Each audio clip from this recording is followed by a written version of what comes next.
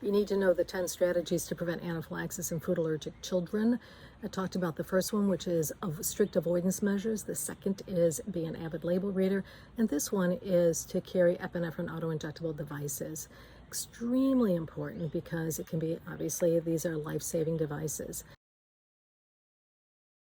And I'm going to tell you that it's going to be important also that you check the expiration dates on them. And when you go to the pharmacy to pick up your device, whichever device it is, look at the expiration date at that time to make sure that it's at least 12 months past the date that you're picking it up. I've had some patients tell me that when they got home, they realized there was only 2, 3, 6 months left before the epinephrine device, auto-injectable device, expired. So you want to be sure that you have close to 12 months, if not more than 12 months, before the epinephrine or whatever device you get expires.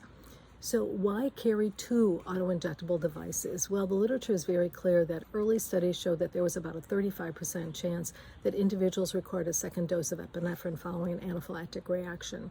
A more recent study that was published in 2021 from the Journal of Allergy and Clinical Immunology, it showed that 11% of food allergic reactions required a second dose of epinephrine, which is why it's going to be critical to carry 2 devices, 2 epinephrine auto-injectable devices. The other thing that's critical that you know that neither antihistamines nor asthma inhalers can fully treat anaphylaxis effectively. So what people frequently do is they will grab an antihistamine, Benadryl, and they will treat with this particular product. But unfortunately, it does not effectively treat anaphylaxis. Even albuterol, some of these inhalers that we use, they don't effectively treat anaphylaxis. So know that no medication should be substituted for epinephrine. Epinephrine is the only medicine that optimally treats anaphylactic reactions, and it is most effective when given promptly. So there's been some reproducible published data studies in food allergic children who survived serious reactions from food allergies who were given epinephrine within the first 5 minutes of the reaction. And we tell our patients that frequently, that it is extremely important that there is not a delay in receiving auto-injectable epinephrine. A delay is considered more than 20 minutes. And it's again critical that individuals receive the epinephrine within 5 minutes. So keep that in mind. That's critical. The other thing is that there are 3 forms of epinephrine. One is going to be a needle kit with a syringe, which used to be referred to as the Anakit.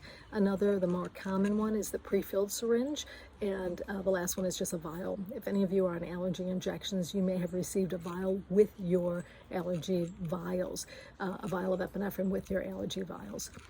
Know that the most common ones are going to be the EpiPen, Adrenaclick, AviQ, Semjepi, and there may be some other generic forms. They're all about the same because they all require a needle and they're all injected into the body, and they all work very quickly. So know that. Also know that some of them come in 3 doses, one comes in 2 different doses. So again, there's some slight changes, but for the most part, it's important to have epinephrine auto-injectable devices available at all times. And again, to check the expiration date. So know that. The last piece of information is there is a trainer that comes with it whenever you get the devices. There's a trainer in there as well as instructions for how to use them. So next one is going to be on the medical alert jewelry that you can wear, so first responders and others can know what it is you may be allergic to.